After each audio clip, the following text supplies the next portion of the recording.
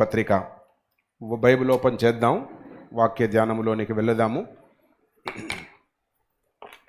వాక్యం ధ్యానం ప్రారంభమైన తర్వాత డిస్టర్బ్ కానివ్వకూడదు. దయచేసి డిస్టర్బ్ లేకుండా కూర్చోగలిగితే మంచిది అన్న సంగతిని తెలియచేస్తున్నాం.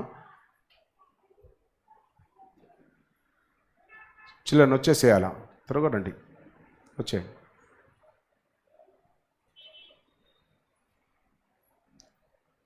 కెమెరా దగ్గర డిస్టర్బ్ చేయొద్దు, కూర్చోండి. ఓకే, దేవునికి వందనాలు చెల్లిస్తూ ఉన్నాము. మనమందరము బాగా తెలిసిన భాగము ఈ ఉదయం చదివించడం జరిగింది. దాంట్లో నుండి మరికొన్ని విషయాలను మనము ఆలోచన చేద్దాం. చాలాసార్లు మనం ధ్యానం చేస్తున్నాం, వింటున్నాం, చదువుతున్నాం. అయినా ప్రార్థన చేసినప్పుడు దేవుడు అనుగ్రహించిన తలంపుల మేరకు మరికొన్ని తలంపులతో నేటి సందేశంలో మనమందరం ముందుకు వెళ్దాము. గత వారము మనం ఫాదర్స్ డే జరిగించుకున్నాం. దైవజనులు జోనతనయ్య గారు వచ్చారు, చక్కటి సందేశాన్ని ఇచ్చాడు ఫాదర్స్ ఉద్దేశించి. వీళ్ళందరినీ మనస్ఫూర్తిగా నేను అభినందిస్తున్నా. మీరందరూ సంతోషించారు, బాగా ఎంజాయ్ చేశారు, వాక్య అర్థవంతంగా విన్నారు. మీ అందరిని అభినందిస్తూ సందేశకులకు మరొకసారి కృతజ్ఞతలను తెలియచేస్తూ ఉన్నాము. దేవునికి వందనాలు. వారు కూడా మన పరిచర్యలో ఒక భాగముగా ఉన్నారు. వారిని బట్టి కూడా మరొకసారి ప్రభువును స్తుతిస్తూ ఉన్నాం. పేతురు మొదటి పత్రిక 5వ అధ్యాయము 5వ వచనము నుండి అధ్యాయము చివరి వరకు చదివాము. ఈ భాగము చదువుతుంటే మనకు క్షుణ్ణంగా అర్థమైపోతుంది. ఇంకా అర్థం కాలేదు అనేది ఏమీ లేదు, కానీ అక్కడ ఉన్న సందర్భాన్ని ఇంకా కొంత విపులంగా కులంకుశంగా కొన్ని విషయాలను మనము బైబిల్ రెఫర్ చేస్తూ ఆలోచన చేద్దాము. చిన్నపిల్లలారా పెద్దలకు లోబడి ఉండుడి అంటాడు. చిన్నపిల్లలారా పెద్దలకు లోబడి ఉండుడి. 5వ వచనములో ఆ మాట మనం చూస్తాం. అందరూ, పిల్లలు పెద్దలు అందరూ ఎదుటివాని ఎడల దీన మనసు అనే వస్త్రమును ధరించుకోవాలి. వంటిని కాపాడుకోవడానికి కప్పుకోవడానికి వస్త్రాలున్నవి. ఆధ్యాత్మిక జీవితం అంతా దీన మనసు అనే వస్త్రంతో కప్పుకోవాలి. ఎవరినైనా సత్కరించేటప్పుడు మనం శాలువాతో సత్కరిస్తాము, ఒక వస్త్రమును కప్పి సత్కరిస్తాము. కనుక ఏదో ఒక మొత్తం మీద ఆ రీతిగా చేస్తాము. విశ్వాస జీవితములో విశ్వాసి దీన మనసు అనే వస్త్రముతో అలంకరించుకోవాలి. నీ వంటిపై ఏ వస్త్రం ఉంది తర్వాత సంగతి, ఏ కలరు అన్నది తర్వాత సంగతి, అది మీ ఇష్టం, మీ చిత్తం. కానీ విశ్వాసులముగా దీన మనసు అనే వస్త్రం మనం తప్పనిసరి ధరించుకోవాలి అంటాడు ఇక్కడ. అంటూ 5వ వచనము మధ్య భాగములో దీన మనసు అనే వస్త్రము ధరించుకొని మిమ్మును మీరు అలంకరించుకొనుడి. దేవుడు అహంకారులను ఎదిరించి అంటాడు. ఎవరు అహంకారులు? మీకు అర్థమైపోవాలి ఇప్పటి వరకు. దీన మనసు లేనివారు అహంకారులు అని మనకు తెలిసిపోతుంది. ఇండైరెక్ట్గా తిట్టను పోరా గాడిది అన్నట్టుంది. ఇక్కడ మనం గమనిస్తూ ఉన్నాం. ముందు హెచ్చరిక ఇచ్చాడు, మీరందరూ దీన మనసు అనే వస్త్రం ధరించుకొనుడి అన్నాడు. దీన మనసు అనే వస్త్రం అందరూ ధరించుకున్న తర్వాత ఇంకా ఎదిరించేది ఎక్కడా? ఏముండదు. అందుకే అక్కడ రాస్తూ ఉన్నాడు, అహంకారులను ఎదిరించి. అంటే కొన్నిసార్లు ఏది అహంకారం అంటే మాటకు లోబడకపోవడం అహంకారం.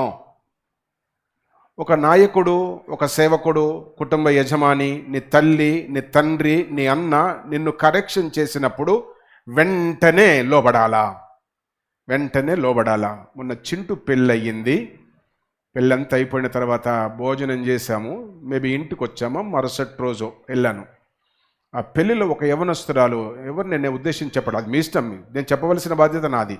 ఇప్పుడు యూట్యూబ్ వచ్చేసి చాలా పరిశాన్. షాలోము రాజు కేసులు ఇరుక్కున్నాడు, జస్ట్ సింపుల్ వర్డ్ని బట్టి. కనుక చాలా కేర్ఫుల్గా ఉండాలి, మీరు కూడా చాలా జాగ్రత్తగా ఉండాలి. నాకు బాగా కావలసిన బిడ్డ దాదాపు 1.5 ఇంచు పొడుగు గోళ్ళు పెట్టుకొని వచ్చింది నా దగ్గరికి. నేను అన్నాను, నీవు నా ఫ్యామిలీలో ఒక మెంబర్గా ఉండాలంటే 2 నిమిషాల్లో గోళ్ళు లేకుండా నాకు కనబడాలన్నా. ఓకే అంది, అట్లా వెళ్ళింది. ఇరుస్తూ ఉంది, పొడుగుంది కదా. ఇరుస్తుంటే నేను అన్నాను, నాన్న అట్లా ఇరవకూడదు, అట్లా ఇరిస్తే లోపలికి ఇరిగితే నీకు ప్రమాదం, లోనికి వెళ్ళి కట్ చేసుకో. మొత్తం కట్ చేసుకొని వచ్చింది. బిడ్డను అభినందించి 100 రూపాయలు తీసి జేబులో పెట్టా. మీరు కట్ చేసుకుంటారో పెంచుకుంటారో నాకు అవసరంలే, చెప్పవలసిన బాధ్యత నాది. ఆ మాటకు లోబడింది. వాడు సెల్విని అక్కడ కూర్చున్నాడు. సెల్వి నువ్వేనా? వాడే. వాళ్ళ అమ్మ కూడా ఉంది, వాళ్ళ అయ్యి ఉన్నాడో లేడో నాకు తెలియదు. కొన్ని దినాల కింద జుట్టు బాగా పెరిగింది. కీర్తన కదా, నువ్వు ఉన్నావా ఇక్కడ? ఎవరు ఉన్నారు, సంఘస్థులు ఎవరు ఉన్నారు, వాళ్ళ ముందు గట్టిగా తిట్టారు. 2 సార్లు చెప్పిన వానికి, అరే డబ్బులు లేకపోతే నేను కటింగ్ డబ్బులు ఇస్తా, మంగళాయన దొరకకపోతే మనకు షాప్ ఉంది, బార్బరీ షాప్ మనం అనుకున్నాడు రా, నేను ఫోన్ చేస్తే ఫ్రీ కట్ చేస్తాడు ఆయన, నేను ఫోన్ చేసి చెప్పేస్తే ఫ్రీ కట్ చేస్తాడు. అందరికి కాదు, నేను పంపించిన వాళ్ళకే, అందరికి డబ్బులు తీసుకుంటాడు ఆయన, జీవనోపాధి పాపం, దానికి 25,000 రెంట్ కట్టాలనే మంత్లీ. కనుక అరే నువ్వు కట్ చేసుకుంటే నెక్స్ట్ సండే ఉండాలి, లేకపోతే జుట్టు నేను కట్ ఇచ్చి ఎల్లగొట్టేస్తా చర్చలకే బయటికన్నా. వాడు వెంటనే జుట్టు కట్ చేసుకున్నాడు. ఇంకా కొంచెం ముందు కట్ చేసుకోవాలి బిడ్డ, ముందు కూడా అట్లా అనేటట్టు ఉండొద్దు, ఇట్లా అనేది దూకే, అట్లా అది కూడా మంచోడి, వెరీ గుడ్. కట్ చేసుకున్నాడు.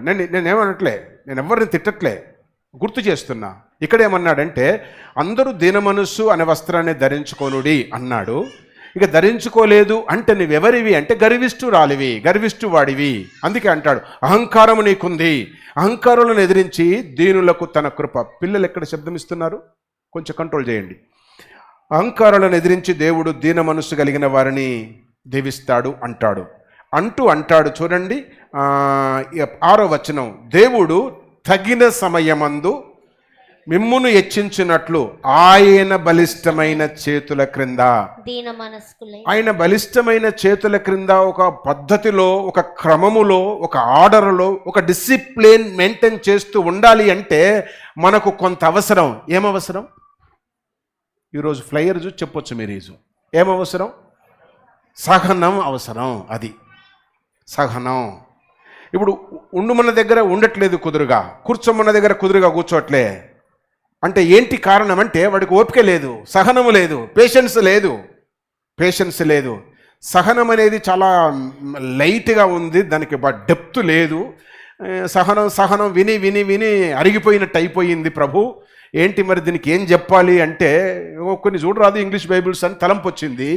ఇంగ్లీష్ బైబిల్స్ 2-3 రెఫర్ చేస్తే ఒక దగ్గర ఒక బైబిల్లో ట్రాన్స్లేషన్ చేస్తే ఏమని రాసిండో తెలుసా? జెంటిల్నెస్ అన్నాడు, గుడ్నెస్ అన్నాడు ఇంకొక బైబిల్లో. ఒకరి ఆలోచన ఒకటొకటి. ఈ ఉదయం మనం ఆలోచన చేయవలసిందేమనగా జెంటిల్నెస్, సహనమే, గుడ్నెస్. కనుక సహనం ఉంటుంది కానీ ఉండవలసినంత ఉండట్లే. దేవుడు తన సమయములో, తగిన సమయములో, తన సమయములో మనల్ని హెచ్చిస్తాడు. కనుక సహనముతో ఉండాలి. సహనము వల్ల జరిగే కార్యాలు ఒక 7 ముందు గుర్తు చేస్తాను. 1, సహనము నీకుంటే నీ జీవితంలో సాహస కార్యాలు చేస్తావు, నెంబర్ 1. 2వది, సహనము నీ జీవితంలో ఉంటే సత్క్రియలు చేస్తావు, 2వది. 3వది, సహనము నీ జీవితంలో ఉంటే కుటుంబాలను కట్టుకుంటావు. 4వది, సహనము నీ జీవితంలో ఉంటే సమాధానం, పీస్ఫుల్ లైఫ్. సహనము లేకనే గొడవలు, సహనము నీకుంటే ఆ సమాధానమును దేవుడు అనుగ్రహిస్తాడు, 4వది. 5వది, సహనము నీకుంటే బంధుత్వాన్ని కాపాడుకుంటావు, బంధుత్వాలను బలపరుచుకుంటావు. 6వది, సహనము నీకుంటే స్నేహము కొనసాగుతుంది, సహనము నీకుంటే స్నేహము కొనసాగుతూ ఉంది. 7వది, సహనము నీకుంటే ఆధిక్యతలను దేవుడు అనుగ్రహిస్తాడు. ఇంకా చాలా ఉన్నవి, మీకు బోరెక్తుందని కొన్ని ముఖ్యమైనవి గుర్తు చేశాను. ఈ ఉదయం మనకు ఆధిక్యతలు కావాలి అంటే కండిషన్ సప్లైస్. మనము కొన్ని కండిషన్స్ చేయాలి. ఏంటి కండిషన్ అంటే ఆయన బలిష్టమైన చేతుల క్రింద మనము దీన మనస్కులమై ఉండాలా. ఆల్మైటీ గాడ్, ఆయన చేతుల క్రింద నీవు దీనమనసు అనే వస్త్రాన్ని ధరించుకొని దేవుడు హెచ్చించేంత వరకు, దీవించేంత వరకు పేషెన్స్, ఓపిక, సహనము కలిగి అక్కడైన చేతుల క్రింద ఉండాలా. విచ్చలవిడిగా పరిగెత్తకూడదు, నచ్చిన స్థలానికి వెళ్ళకూడదు. కనుక ఇక్కడ రాస్తూ ఉన్నాడు జెంటిల్నెస్. కనుక ఈ సహనము అనే మాట ఇంకా అర్థం కావాలి అంటే ఫిలిప్పు పత్రిక మీకు ఈజీగా అర్థమవుతుంది. ఫిలిప్పు పత్రిక ఇది ఇట్లా ఉంచి మళ్ళీ ఫిలిప్పు పత్రికలోనికి రండి. ఆ తర్వాత మనం కొంచెం వెనుకకి వెళ్దాం. ఇంకా ఫిలిప్పు పత్రికలో మంచి మాట రాస్తాడు. 4వ అధ్యాయం 5వ వచనములో మీ సహనమును సకల జనులకు తెలియబడనీయుడి అని సహనం దగ్గర ఒక ఫుట్ నోట్ నెంబర్ 2 ఇస్తాడు. కింద దాని అర్థం రాస్తాడు, చదవండి. మృదువు నీకు అర్థమయ్యింది. పాలను కాయండి, మృదువు అంటే తెలియకపోతే పాలను కాచి కొంచెం తోడేసి పెరుగు చేయండి, పెరుగు తోడుకున్న తర్వాత దాంట్లో ఏలును దూర్చండి. ఎంత బాగుంటుంది, ఎంత బాగుంటుంది. ఆ ఏలును కొంచెం వంకర చేసి తీసుకొని తినడానికి ఇష్టపడతాం కదా, అంత మృదువుగా ఉంటుంది. అది మృదుత్వం. మన నోరు తెరిస్తే ఏమరా, మన నోరు తెరిస్తే గరుకుదనం, మన నోరు తెరిస్తే పెడుసుడుదనం, మన నోరు తెరిస్తే ప్రచండమైన కోపం, మన ముఖం చూస్తే ప్రచండమైన కోపం. కానీ దేవుడు అంటున్నాడు, దీనమనస్సు అనే వస్త్రం ధరించుకొని నీవు మృదువై ఉండాలా, మృదువుగా ఉండాలా, అప్పుడు దేవుడు నిన్ను హెచ్చిస్తాడు. అదే పేతురు పత్రిక 3వ అధ్యాయము 3వ వచనము నుండి చదవండి. జడలు అల్లుకొనకయ్యు బంగారు నగలు. ఈ పరిశాన్ ఉంది పట్టి, ఇవి ఇప్పుడు ఎత్తితే పరిశాన్ పూలు పెట్టుకోదన్నందుకు ఆయనకు పాపము జైలు శిక్ష వచ్చేటట్టుంది. క్రిస్టియానిటీ మీద ఎంతమంది ఎంత మట్టి ఎత్తిపోసి చెడు బూతులు తిట్టినా ఎవరు పట్టించుకోవట్లేదు. కానీ ఆయన ఏదో కొంచెం ఏంటిది అది ఏమన్నా లోకోక్తిలాగా చెప్పాడు, అంతే పట్టేశారు. ఇప్పుడు యూట్యూబ్లు అన్నీ అవే, ఇప్పుడు నన్నేడ పట్టేస్తారో భయమేస్తా ఉంది. కానీ ఇక్కడ వాక్యం ఏమంటుంది అనగా, జడలు అల్లుకొనకయు, చదవమ్మా, జడలు అల్లుకొనుట, బంగారు నగలు పెట్టుకొనకయు, వస్త్రములు ధరించుకొనుటయును అను అలంకారం మీకు అలంకారంగా ఉండక సాధువైనట్టియు మృదువైనట్టియు. చూసారా, సాధువు మృదువు. ఒకసారి సాధువులను దేవుడు దీవిస్తాడు అనే మాటను మనం ధ్యానం చేసాం. ఎవరు సాధువులు, ఎవరు మీక్నెస్ పీపుల్ అనే మాటను మనం యోచన చేసాం. ఇక్కడ అంటాడు, సాధువైనట్టియు మృదువైనట్టియునైనా గుణమును అక్షయ అలంకారం. సాధువు మృదువు క్షయము కానిది. అన్ని క్షయమైపోతవి, అన్ని లయమైపోతవి, అన్ని కాలిపోతవి. ఆకాశము భూమి పంచభూతములు లయమైపోతూ ఉన్నవి, అంత మైనము వలె కరిగిపోనై ఉన్నవి. ఇదే పేతురు పత్రిక రాస్తాడు 2వ పత్రికలో. అంత మైనము, పిల్లల శబ్దం బాగలేదబ్బా. మైనము వలె కరిగిపోవును, లయమైపోవును, చాప చుట్ట వలె ఆకాశము చుట్టబడును, నక్షత్రాలు రాలబోతున్నవి అనే మాట బైబిల్లో చూస్తాం. ఇవన్నీ మైనము వలె కరిగిపోతున్నప్పుడు ఏది నిరంతరం ఉంటుంది అనగా, సాధువు మృదువైనది నిరంతరం ఉంటుంది. అందుకే దేవుడు అంటున్నాడు, సాధువు మృదుత్వాన్ని అలంకరించుకొని దేవుని హస్తముల క్రింద దీనమనస్కులై ఉండాలి. ఎప్పుడు దీవిస్తాడు అంటే, దేవుడు తగిన సమయం అంటాడు. తగిన సమయం. దేవుని సమయం గురించి వస్తే, ఒకటి, దేవుడు సమయాన్ని కరెక్ట్గా పాటించేవాడు. ఇక్కడ కూర్చున్న 98% టైం పాటించట్లే. 98% ఇక్కడ కూర్చున్న మనం టైం పాటించట్లే. అన్నిటికీ పాటిస్తాం, బయట మనటికి వేరే చాలా టైం పంక్చువాలిటీ చాలా బాగుంటుంది. ఏమో గుడి అనేసరికి, మందిరం అనేసరికి, ఆరాధన అనేసరికి, కూడిక అనేసరికి, పరిశుద్ధ వివాహం అనేసరికి అబ్బే సమయం ఉండదు మనకు. కానీ వాక్యం సెలవిస్తా ఉంది, దేవుడు సమయాన్ని పాటిస్తాడు. అందుకే యోహాను సువార్త 2వ అధ్యాయంలో ఒక పెళ్లి జరిగింది. యోహాను సువార్త 2వ అధ్యాయంలో ఏ ఊరిలో జరిగింది? లాలపేటలో కాదు, ఇక్కడ కానానులో జరిగింది. ఆ పెళ్లి కంట యేసును ఆయన శిష్యులను ఆ పెళ్లి చేసుకున్నట్టు పిలిచిండు, మా బిడ్డ పెళ్లి రాయా, మా బిడ్డ పెళ్లి రండయ్యా అని పిలిచాడు. ఆయన వెళుతూ 12 మందిని వేసుకొని వెళ్ళాడు. ఆయన ఎక్కడ వెళ్తే అక్కడ ఆ మందిని వేసుకొని వెళ్ళిన తర్వాత అక్కడ ద్రాక్ష రసం అయిపోయింది. పెళ్లిలో ఏదన్నా సిద్ధం చేసింది అయిపోతే గొడవలు అవుతాయి. ఆ గొడవలు కావద్దు బాబు నైనా, మనమున్న పెళ్లిలో గొడవ అయితే బాగోదు, మన ముందు బూతులాడితే బాగోదురా నైనా అని మరియమ్మ తల్లి యేసయ్య దగ్గరికి పోయి, కొంచెం చూడు బిడ్డ అంది. అప్పుడు యేసయ్య ఏమన్నాడు? This is not my time, నా టైం కాదు ఇది, నా టైం ఇంకా రాలేదు. ఆయన టైమును పాటించేవాడు. అప్పటి వరకు యేసయ్య ఊసలేదు ఎక్కడ. ఎప్పుడైతే కొరత వచ్చిందో అప్పుడు మరియమ్మ పరిగెత్తుకొని వచ్చింది, అందరూ ఆయన వైపు చూస్తున్నారు. ఎప్పుడో తెలుసా? మరియమ్మ యేసుకు చెప్పింది, మళ్ళీ రెండవదిగా ఇంకొకరికి చెప్పింది మరియమ్మ. ఎవరికి? శిష్యులకు, పరిచారకులకు చెప్పింది. ఏమని చెప్పిందో తెలుసా? ఆయన ఏం చెప్తా చేయండి, నోరు మూసుకొని చేయండి, ఏం మాట మాట్లాడొద్దు. మనం 12 సాకులు చెప్తాం ఇప్పుడు. మనం నేను ఏదైనా పని చెప్తే 12 వంకలు చెప్తాం. అబ్బా, మన తండ్రి ఏదైనా పని చెప్తే 12 వంకలు చెప్తాం.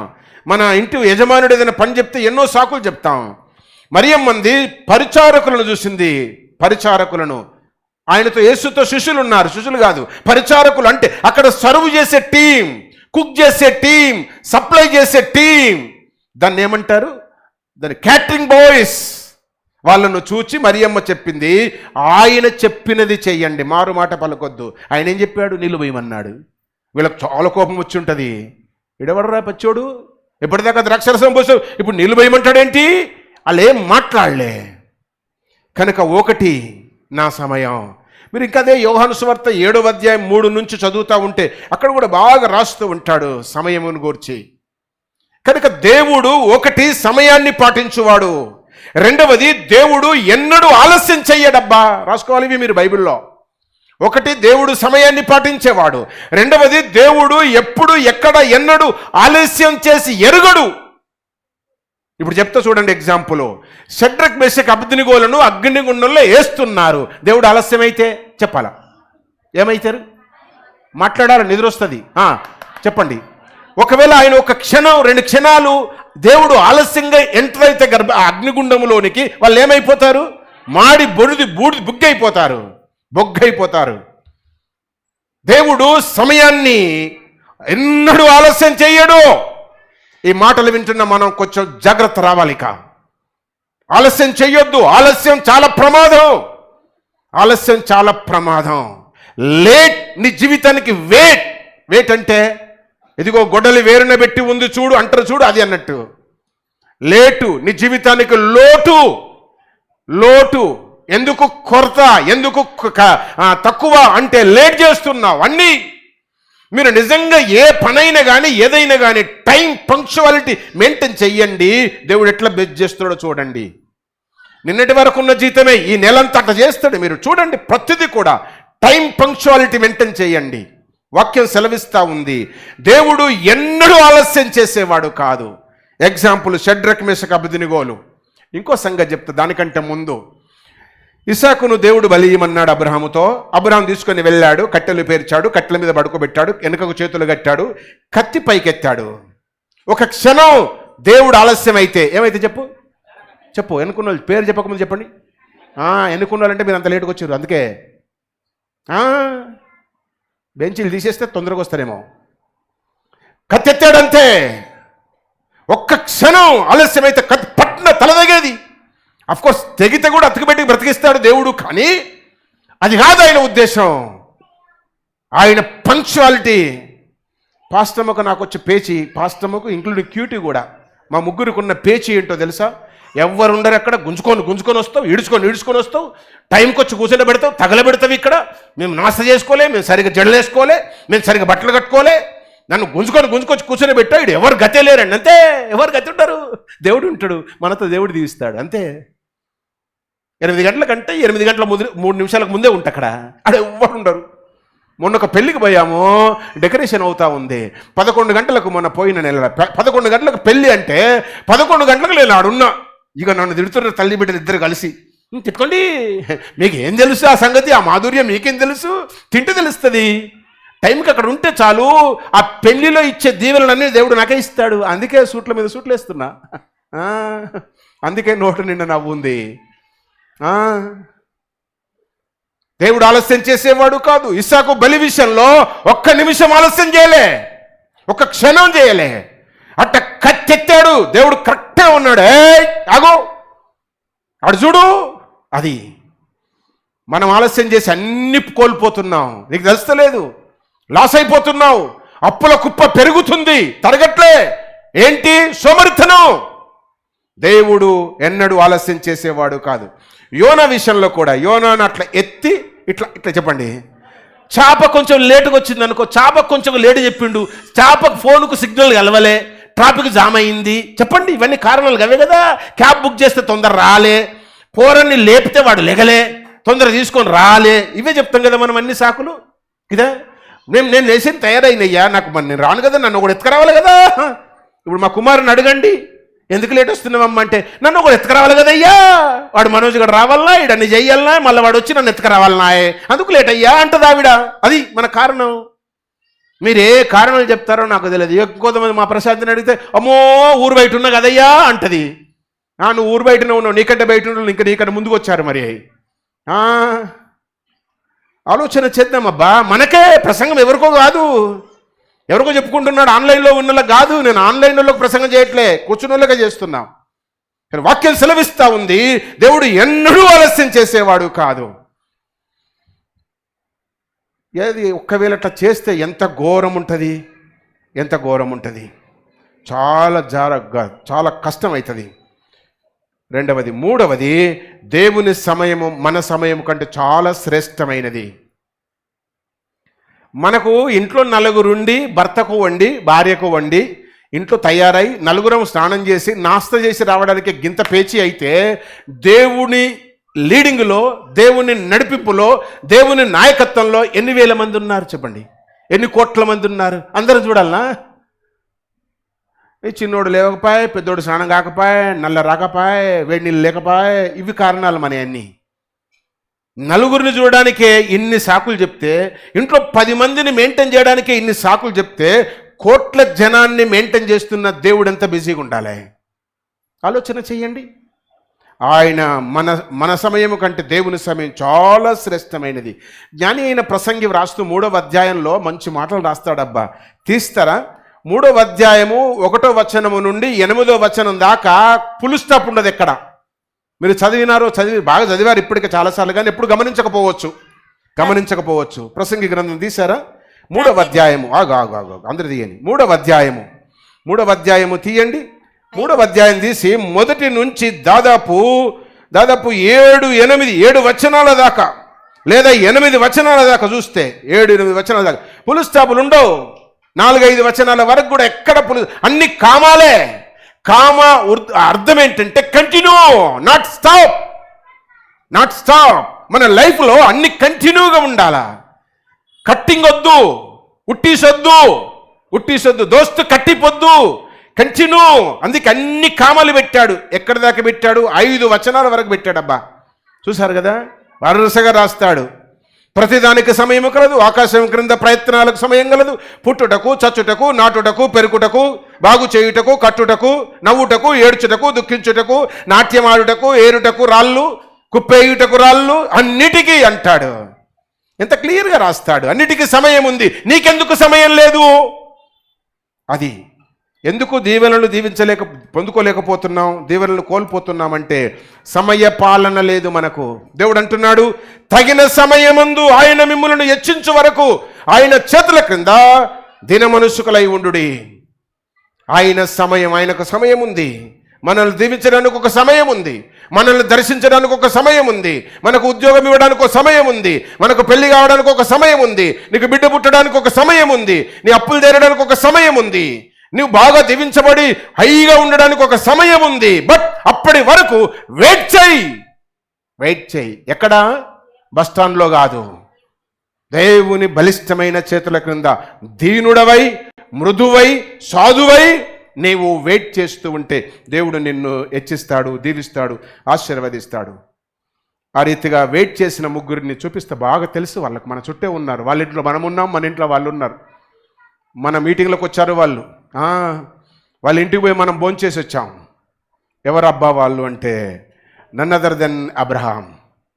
మీరు ఆదికాండం తీస్తే 12వ అధ్యాయము 4వ వచనం, 12వ అధ్యాయం 4వ వచనములో దేవుడు ఆయన బాగా బ్లెస్ చేశాడు. 12వ అధ్యాయం మొదలుకొని 17వ అధ్యాయం వరకు ఎక్కడ ఊసు లేదు, పాసు లేదు, ఏమైనా సూలి లేదు, ఆలి లేదు, సూలి లేదు. అల్లుని పేరు సోమలింగమా ఏమంటారు కదా, నాకు సరిగా వస్తలేదు, ఏమో అంటారులే. సరిగా అది చెప్పాలనో వద్దో, ఇప్పుడు భయం వేస్తుంది ఏ మాట మాట్లాడాలన్నా. అర్థం చేసుకుందాం.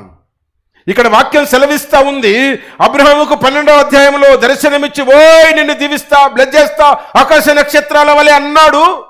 12వ అధ్యాయం మొదలుకొని దాదాపు 17వ అధ్యాయం అంటే హౌ మెనీ ఇయర్స్ అంటే దాదాపు 25 years is waited upon Lord. Abraham 25 సంవత్సరాలు దీనుడై, మృదువై, సాధువై, భార్య నోరు మూసి వెయిట్ చేశాడు. ఇక అప్పుడు కూడా తట్టుకోలేకపోయింది ఆవిడ. దుంకు గోడ దుంకు అంటే దుంకాడు మనోడు గోడ. పుట్టాడోగడు ఎవరు చెప్పరు, ఇంత మాయకులు ఇస్మాయేలు. ఓపిక నశించి కిటికీ దుంకొద్దు, ఓపిక నశించి దిడ్డి దర్వాజా దాటొద్దు, ఓపిక నశించి వెనుక నుండి తిరగొద్దు. దేవుడు వెయిట్ చేయమన్నాడు, వెయిట్ చేయి అంతే. ఇంకట్టనే వెయిట్ చేస్తే ఇంకా చాలా బాగుండేది. భార్య మాట విన్నాడని మీరంటారు, గోడ దాటాడని మనం అంటాం. ఏమన్నానండి? 25 సంవత్సరాలు వెయిట్ చేసిన తర్వాత దేవుడిచ్చిన మాటను నెరవేర్చాడు. నీ జీవితంలో 1 year పట్టొచ్చు, 2 years పట్టొచ్చు, 3 years పట్టొచ్చు. ఈ తల్లిదండ్రులకు ముసలులకు ఎక్కడ పనిపాటు ఉండదు, పనికిమాలిన పని మనుషులు. పెళ్ళై సంవత్సరంగానే ఏమి లేదా శుభవార్త, ఏం కావాలి, నీ మొఖాన బిర్యానీ కొడతారు అరా అనాలే అని అంటారు పెళ్ళైన వాళ్ళు. ఏం బిడ్డ చింటూ, నెక్స్ట్ ఇయర్ నెక్స్ట్ దేవుడు ఇస్తాడు తప్పకుండా, నో వరీ. నెక్స్ట్ ఇయర్ తర్వాత ఎవడన్నా అడిగితే నాకు చెప్పు, నేను క్లాస్ తీసుకుంటా. ఏం లేదా ఓ అమ్మాయి, ఏం లేదా అంటారు. ఆడపిల్లలు ఏడిపిస్తారు. వీళ్ళు అటిపోటి మాటలకు పార్టీలకు రాలేకపోతున్నారు పెళ్ళైన ఏమైనా దంపతులు. నువ్వు ఈజీగా నవ్వుకుంటున్నా అంటావు, కానీ వాళ్ళకి ఎంత హట్ అవుతారో తెలుసా? దేవుడు వెయిట్ చేయమన్నాడు, వెయిట్ చేద్దామంతే. 1 year కానీ 2 years కానీ 5 years కానీ ఇస్తాడు దేవుడు. ఆది కాలము నుండి ఇప్పటి వరకు ఇస్తూనే ఉన్నాడు. అబ్రహాము 25 years ఎదురు చూచాడు, వాగ్దానం ఫుల్ఫిల్ అయ్యింది. యోసేపు అదే ఆదికాండం 41వ అధ్యాయంలో 30 సంవత్సరాల యవనస్తుడు ఎన్ని సంవత్సరాలు వెయిట్ చేశాడంటే 22 సంవత్సరాలు రాజు కావడానికి, ప్రధాని కావడానికి వెయిట్ చేశాడు. 22 years వెయిట్ చేశాడు. ఈ 22 yearsలో ఎన్ని శ్రమలు, ఎన్ని బాధలు, ఎన్ని కష్టాలు, ఎన్ని కరువులు, జైళ్ళు, బందీగృహం, బొందలేశారు, గుంతలేశారు, కొట్టారు, చివట్లు పెట్టారు, చచ్చాడని బ్లేమ్ చేశారు, పనివాడిగా అమ్మివేశారు, ఏమో ఏమో ఏమో చేశారు. How long? 22 years is waited. దేవుని బలిష్టమైన చేతుల క్రింద దీనుడుగా ఉన్నాడు యోసేపు. 22 సంవత్సరాలు ఎదురు చూచారు. ఎందుకు నీకు ఓపిక లేదు? 1 సంవత్సరం తిరగగానే ఏం, 2 years కాగానే ఏం, పిల్లలను నెమ్మదిగా ఉండనీయవా? మీరు అనే మాటలకు చిన్న పిల్లలకు బీపీ వస్తుంది తెలుసా? చిన్న పిల్లలకు మీరు అనే మాటలు మీరు బాగానే నవ్వుకుంటూ క్వశ్చన్ చేశారు, జోక్గా క్వశ్చన్ చేశారు. నేను తాతను కదా ఏమనుకోకోయి అంటారు. ఇంకా నేను అమ్మమ్మను కదా పిల్ల ఏమనుకోకు అంటారు. అదే ఈ అమ్మమ్మలతో వీళ్ళతోనే ఉంటుంది పేచి. వాక్యం సెలవిస్తూ ఉంది ఇక్కడ. యోసేపు 22 years వెయిట్ చేశాడు. నెంబర్ 3 దావీదు. మీరు సమూయేలు మొదటి గ్రంథం 16వ అధ్యాయము 13వ వచనం చదివితే ఆయన కూడా 30 years ఏజ్ నుండి 10 years 30 yearsలో ఆయనను రాజుగా పట్టాభిషేకం చేశారు. నిజానికి రాజుగా పట్టాభిషేకం చేసిందంటే ఎక్కడుండాలా? ప్రమాణ స్వీకారం చేసిండు, ఎలక్షన్స్ అయినాయి, సీఎంగా ప్రమాణ స్వీకారం చేసిండు. ఎక్కడుండాలి ఆయన? క్యాంప్ ఆఫీసులో, సీఎం క్యాంప్ ఆఫీసులో ఉండాలా కదా? అంతే కదా? సచివాలయంలో సీఎం సీట్లో కూర్చోవాలా కదా?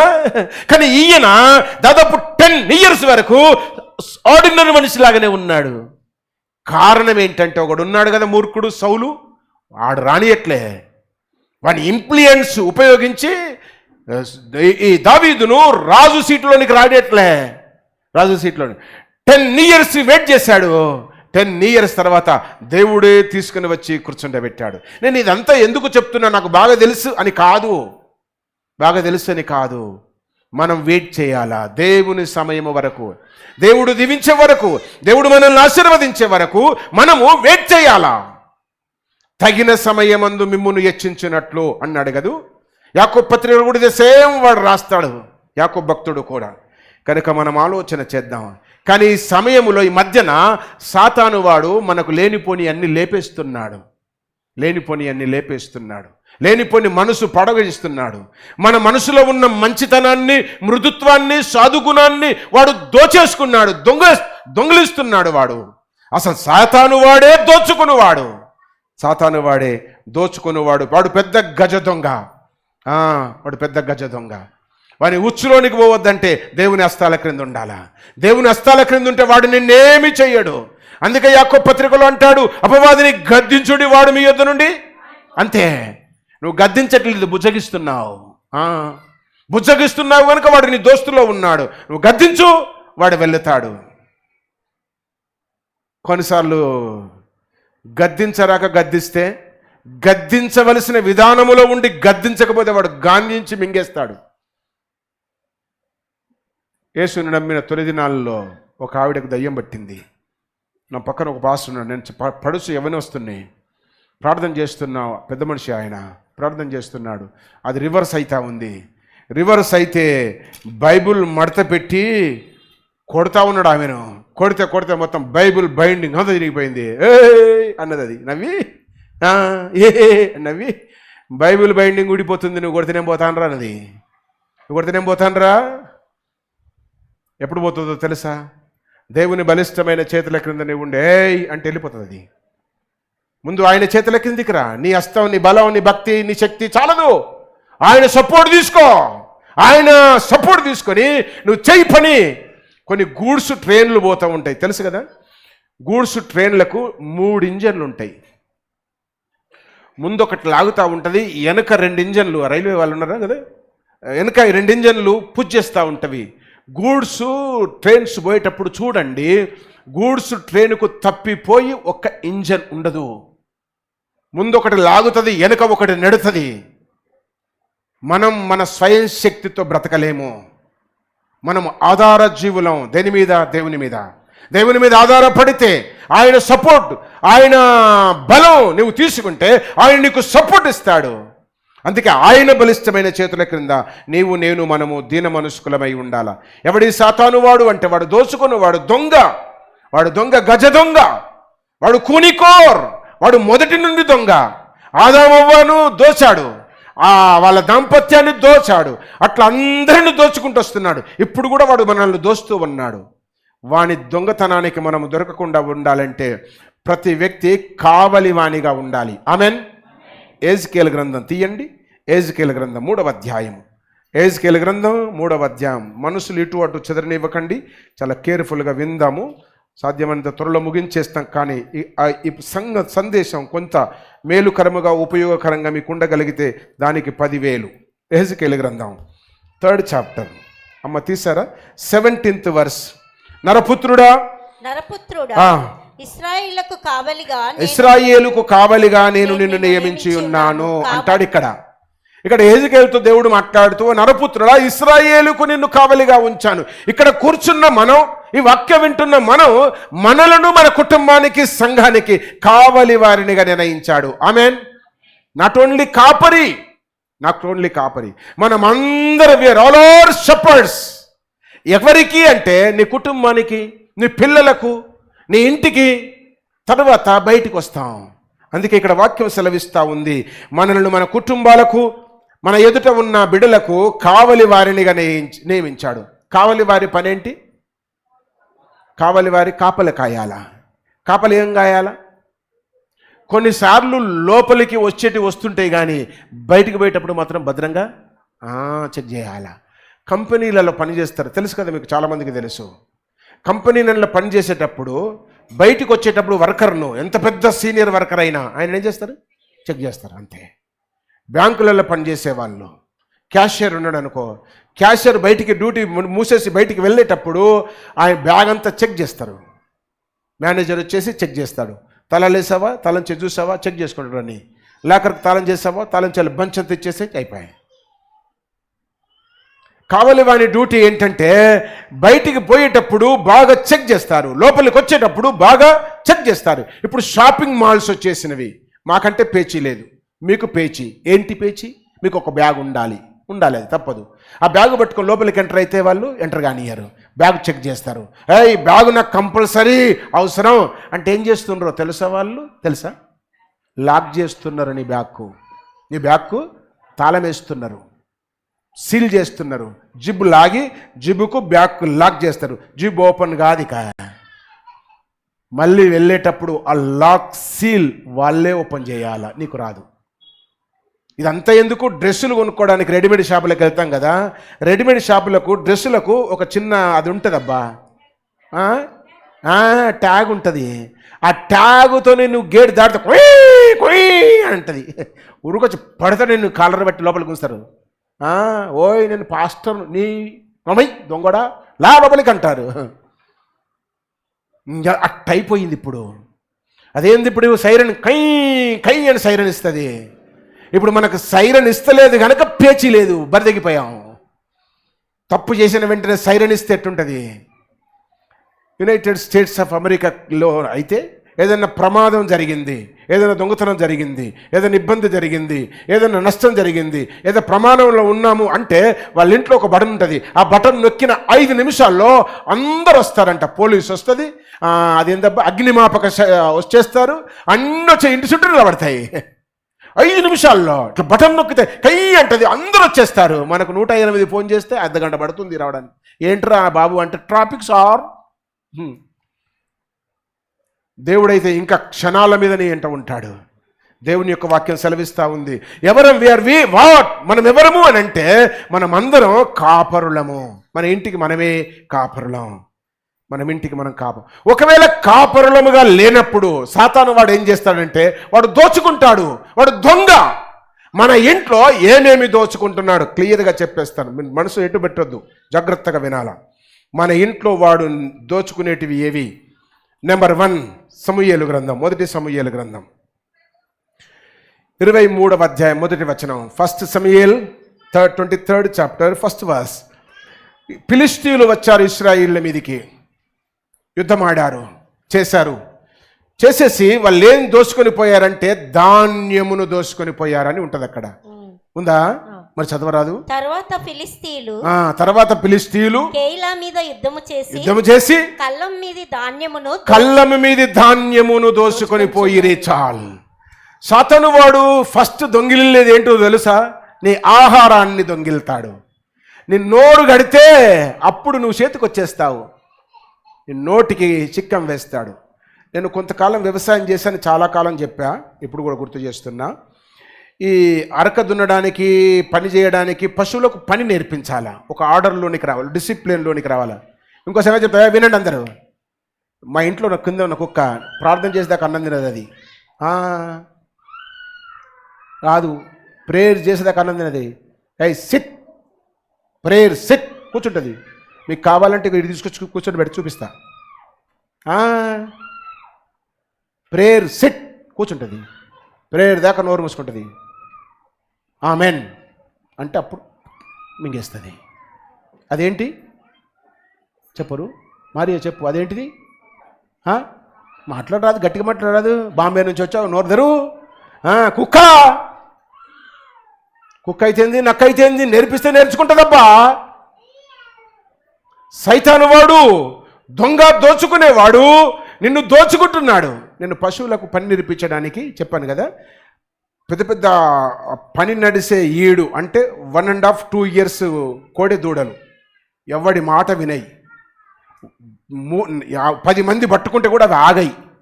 10 మంది పట్టుకుంటే కూడా ఆగాయి. వాటిని నేనేం చేసేవాడినో తెలుసా? కొత్త దానికి పని నేర్పడానికి నాకు అప్పగించేవాళ్ళు. దాన్ని మెల్లగా తలకు తాడేసి, లావు తాడు తీసుకుని వచ్చి కర్రకు గట్టేసేసి దానికి ఇంత గడ్డేసే బదులు గింత గడ్డేసేదాన్ని. ఇంత గడ్డేసే బదులు చెప్పాలా, ఇంత గడ్డి. రోజుకు 3 పూటలు వేసేదానికి 2 పూటలు. అట్లా నా వారం రోజుల తర్వాత 1 పూట ఇంతే గడ్డి. అప్పుడు నేను దగ్గరికి పోతే నన్ను ఇట్లా ఏం పెడుతో పెట్టునైనా తింటాని దండం పెడతా అన్నాడు చూసేది. ప్రక్కట ఎముకలు కనబడేది. ఇప్పుడు నాకు కనబడేది పట్టు, మీరు పెట్టే తిండి తిని బొర్రొచ్చింది. దానికి పక్కట ఎముకలు కనబడేది. అట్లా గడబడిన తర్వాత దాని మెడ మీద ఇంకొక తాడేసేది, భయం పోయేది. ఆ మెడకు ఒక కర్ర కట్టేది, భయం పోయేది. ఇదంతా సాధన చేయడానికి ఒక 15 days to 20 days. 20 days తర్వాత దాని కాడి కింది తీసుకొచ్చి మెడ మీద కాడి పెడితే మాట ఎందుకు వినదు? ఇంటది. నేను గుర్తు చేసేది ఏంటో తెలుసా? సాతాను వాడు మన యొద్దకు వచ్చి దోచుకుంటున్నాడు. ఎందుకు అనంటే నీవు వాని మాట వినడానికి. ఏం దోచాడంటే నీ ఆహారాన్ని దోచాడు. నీకు భోజనం లేక బక్క చిక్కిపోతే వాని మాట వింటావు నీవు. కనుక ఆహారం ఫిలిష్తీయులు దోచుకొని పోయారు. ధాన్యము అంటే ఆహారము దోచుకొని పోయారు. ఇంకో సంగతి చెప్తున్నా వినండి. నేటి దినాల్లో దాదాపు 75% సంఘాల్లో వాక్యము లేదు. లేదా 50% అనుకుందాం, లేదా 40% అనుకుందాం, లేదా 30% అనుకుందాం. అబ్బా, 30% సంఘాలలో వాక్యం లేదు. వాక్యం అనే ఆహారం లేదు. ఏముంది? ఆశీర్వాదాలు ఉన్నాయి, అద్భుతాలున్నవి, ప్రవచనాలున్నవి, స్వస్థతలున్నవి. అవి దేవుని దృష్టికి పనికిరావు. కావాలి అవి పనికిరావు. ఏది అవసరం? వాక్యం అవసరం, ఖండించడం అవసరం, గద్దించడం అవసరం, బుద్ధి చెప్పడం అవసరం, వాక్యం ఉన్నది ఉన్నట్టు చెప్పడం అవసరం. ఈ దినాల్లో ఉన్నది ఉన్నట్టు చెప్పమనండి, కానుకలు తగ్గిపోతాయి. మన దగ్గర పేచీ లేదు. కానుక రాకపోతే ఫోన్ చేస్తా. అలాంటి మురుక్కుని నేను. బయటలను ఎవరిని అడగా నేను. నా బిడ్డల్లో నేనే అడుగుతా. ఏమిటా అంతే. నిన్న 2 days కింద మన సంఘబిడ్డ ఒక బిడ్డ ఫోన్ చేసి అంకుల్ ఈ మంత్ ఆ మంత్ నెక్స్ట్ మంత్లు వేస్తా ఈ మంత్ వేయలే. వెరీ గుడ్, దేవునికి స్తోత్రం. ఆ గ్రాటిట్యూడ్ నీకుంది చాలు. ఆ గ్రాటిట్యూడ్ నా పట్ల నువ్వు వ్యక్తం చేసావంటే తల్లిదండ్రులకు కూడా డోకా లేకుండా ఉంటాడు. అది ఆ బాధ్యత, రెస్పాన్సిబిలిటీ వచ్చేసింది. కనుక సైతాను వాడు ఏం చేస్తున్నాడు అనగా వాక్యము లేకుండా చేస్తున్నాడు. సంఘాల్లో ఆహారాన్ని దోచుకుంటూ ఉన్నాడు. దోచుకునేవాడు ఎప్పుడూ దొంగిలుతూనే ఉంటాడు. అంచేత వాక్యమున్న సంఘాలకు ప్రిఫరెన్స్ ఇవ్వాలా. సమూహాన్ని చూచి వెళ్ళొద్దు, హంగామా చూచి వెళ్ళొద్దు, కన్స్ట్రక్షన్ చూసి వెళ్ళొద్దు. కొన్ని సంఘాలు బాగా ఆడుతున్నాయంట, ఆటలకు అయిపోయింది, వాక్యం లేదు. డాన్సులకు స్టేజీల మీద చెప్పులేసుకొని ఎగురుతూ గంతులేస్తూ ఆరాధన చేస్తాడు. వీడు ఆరాధన చేసినప్పుడు అబ్బో చేస్తాడు, వాక్యం ప్రసంగంగానే పత్తా ఉండడాడు. ఇప్పటిదాకా అబ్బో ఆత్మల లీనమైనట్టే ఆరాధన చేస్తాడు. వాక్యం లేదది. నేను ఎవరిని ఖండించట్లే, ఐఎమ్ సారీ. నా సంఘాన్ని మాత్రం ఖండిస్తున్నాను. ఆన్లైన్లో వినేవాళ్ళు చాలా కేర్ఫుల్గా అర్థం చేసుకోవాలి. వాక్యం సెలవిస్తూ ఉంది. సాతాను వాడు దోచుకునేవాడు దొంగ, గజ దొంగ. వాడు నీ ఏదో దోచుకున్నాడు. ఏందో తెలుసా? ఆహారాన్ని దోచుకుంటున్నాడు. ఎగ్జాంపుల్ గుర్తు చేస్తాను. విత్తువాడు విత్తనాలు పట్టుకొని పోయాడు. లూకాసు వార్త 8వ అధ్యాయం తీయండి. పట్టుకొని పోయాడు. 8వ అధ్యాయంలో విత్తుతున్నాడు. 12వ వచనానికి వచ్చేసరికి త్రోవ పక్కన కొన్ని విత్తనాలు పడ్డవి. శేఖర్ గారు కూర్చొని పెట్టండి పిల్లలు. త్రోవ పక్కన కొన్ని విత్తనాలు పడ్డవి. అప్పుడు పక్షులు వచ్చి ఏం చేసినాయంట? తినిపోలే అవి. ఏం చేసినాయి? అది సాతాను వాడు ఉన్నాడు ఇక్కడ. సాతాను వాడు సార కొంపలో ఉండడు. సాతాను వాడు వ్యభిచారం జరుగుతున్న దగ్గర ఉండడు. సాతాను వాడు గొడవలు జరుగుతున్న దగ్గర ఉండడు. సాతాను వాడు బయట రోడ్ల మీద, చౌరస్తల మీద ఉండడు. సాతాను వాడు ఎక్కడ ఉంటాడంటే ఖండితంగా ఎక్కడ వాక్యం ఉందో అక్కడనే వాడుంటాడు. వాని పని ఇక్కడ. ఎవరిని పడగొట్టాలా, ఎవరు లూజుగా ఉన్నారు, ఎవరు కొంచెం ఇటటు ఉన్నారు, ఎవరు వానితో దోస్తు చేస్తున్నారు, వాణ్ణి పడగొడతాడు. అందుకే వాడిని దోస్తు చేయొద్దు. అర్థమవుతుందిరా? అదే మన జీవితానికి పాడు చేసే వానితో దోస్తు వద్దు. సాతాను వాడు సంఘములోనే ఉంటాడు, విశ్వాసులు ఉన్న స్థలములో ఉంటాడు. అంచేత విత్తుతున్నప్పుడు విత్తనాలు త్రోవ పక్కన పడ్డవి, పక్షులు వచ్చినవి తినిపోతే బాగుండేది, ఎత్తుకొని పోయినాయి. సాతాను వాడు కూడా మీ మనసుల్లో వాక్యము లేకుండా ఎత్తుకొని పోతున్నాడు. గొంతు చీల్చుకొని దాదాపు 2 లక్షల వాల్యూ చేసే మైకుతో మీ చెవుల్లోనికి జొప్పిస్తే కూడా ఉండనివ్వట్లే వాడు. వాడు గట్టిన చెప్పుకుంటాడు, తీసేయి, ఇంటికి పోయినాక మళ్ళీ ఏదాతీది అట్లా అంతే. వద్దు. సాతాను వాడు మీ హృదయంలో నాటబడే విత్తనాలను ఎత్తుకొని పోనివ్వకుండా భద్రంగా కాపాడుకో. ఎవరు నీవు? కావలి వాడివి. నీవే కావాలి, నీ కుటుంబానికి కావాలి. వాణ్ణి రాకుండా చూడు, ఎత్తుకొని పోకుండా చూడు. తీసావా అమ్మ? 8వ అధ్యాయం 12వ వచనం లూకాసు వార్త చదువు. త్రోవ పక్కన నుండి వారు వినువారు గాని నమ్మి రక్షణ పొందకుండునట్లు. చూసారా? నమ్మి రక్షణ పొందకుండునట్లు అపవాది వచ్చి వారి హృదయంలో నుండి వాక్యం చూసారా ఎత్తుకొని పోతుంది. త్రోవ పక్కన పడు విత్తనాలను ఎత్తుకొని పోయే పక్షులను వర్ణిస్తున్నాడు. దాని అర్థం చెప్తున్నాడు. అపవాది వచ్చి ఎత్తుకొని పోతాడు.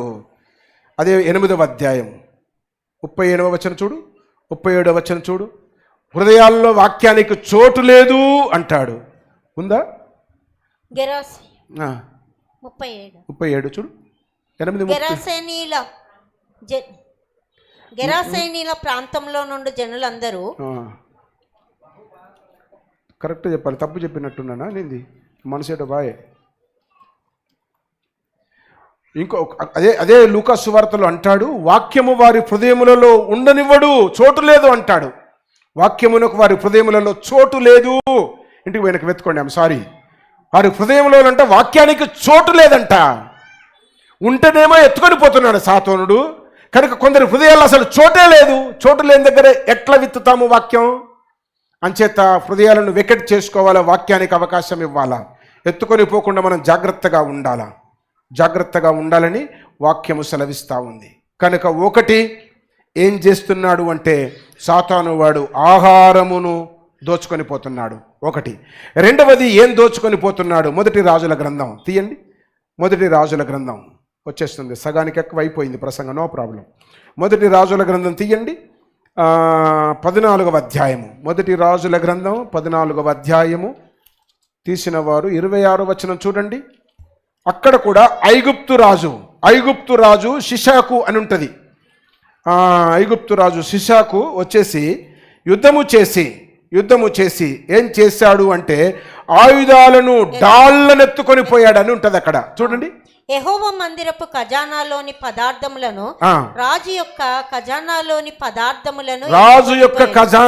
పదార్థములను ఎత్తుకొని పోయెను సమస్తమును ఎత్తుకొని పోయెను. సొలొమోను చేయించిన బంగారపు డాళ్లను అతడు చూసారా? డాల్ ఇన్ ద సెన్స్ ఆర్నమెంట్స్, ఆయుధాలు, యుద్ధాయుధాలు, ఆర్మీ యుద్ధాయుధాలు లేకుండా పోయినవి. కనుక సాతాను వాడు ఏం చేస్తాడనగా రెండవది ఆయుధాలను దొంగిలిస్తాడు. ఏది మన ఆయుధం? రెండంచులు గల ఖడ్గం. ఇదే మన ఆయుధం. ఇది లేకుండా పోతుంది. ఇళ్లలో లేదు, ఇది జీవితాల్లో లేదు, బ్రతుకుల్లో లేదు. టాప్ టు బాటమ్ మ్యాచింగ్గా ఉంటాం, కానీ బైబిల్ మాత్రం సగం జరిగిపోయిందబ్బా.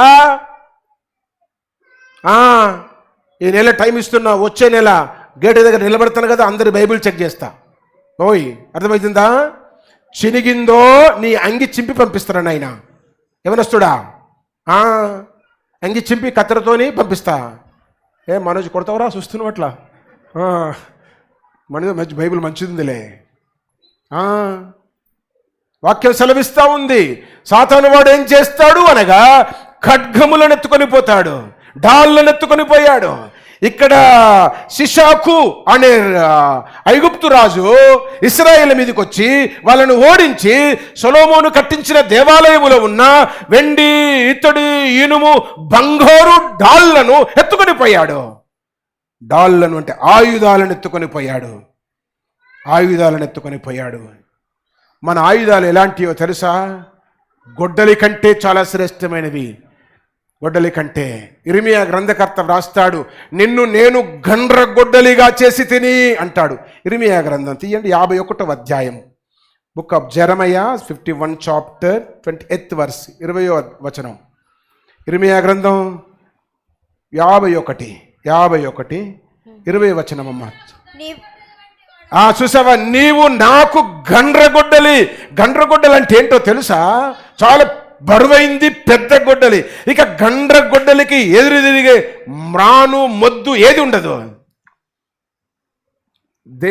దేవుడు మనలను గండ్రగొడ్డలిలాగా చేశాడు.